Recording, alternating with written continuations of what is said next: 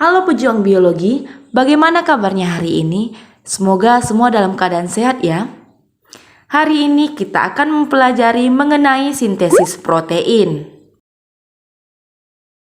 Sintesis protein merupakan proses pembuatan protein yang melibatkan DNA dan RNA.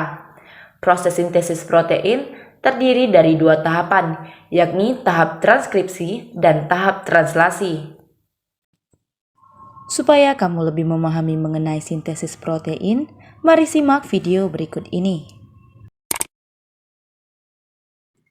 Ini adalah visualisasi dari suatu sel, unit dasar paling kecil dari makhluk hidup. Di dalam sel terdapat suatu struktur yang disebut dengan nukleus. Nukleus pada manusia mengandung 23 pasang kromosom. Kromosom tersusun atas untaian panjang DNA yang terikat pada suatu protein yang disebut histon. Pada DNA, terdapat gen yang menjadi petunjuk untuk membuat suatu protein. Sekarang kita masuk ke proses transkripsi dulu ya. Proses pertama dari transkripsi adalah membuka rantai ganda DNA yang dibantu oleh enzim RNA polimerase. DNA akan terbagi menjadi dua bagian, yakni DNA antisense dan DNA sense. DNA sense inilah yang akan digunakan untuk menjadi cetakan dalam membuat mRNA. Misalkan DNA sense-nya TAC-GTG, maka mRNA yang terbentuk adalah AUG-CAC.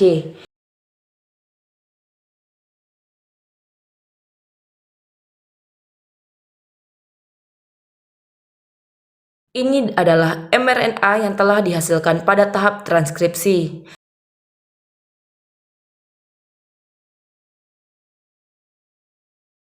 Selanjutnya, mRNA akan berpindah dari nukleus menuju sitoplasma. Oke, jadi begitulah proses dari tahap transkripsi. Sebelum kita lanjut ke tahap translasi, jawab dulu kuis berikut ini ya. Tulis jawabannya di buku kerja masing-masing ya.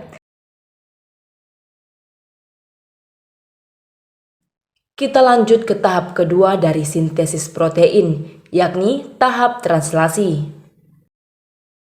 Translasi dimulai saat ribosom subunit kecil dan ribosom subunit besar menempel pada mRNA.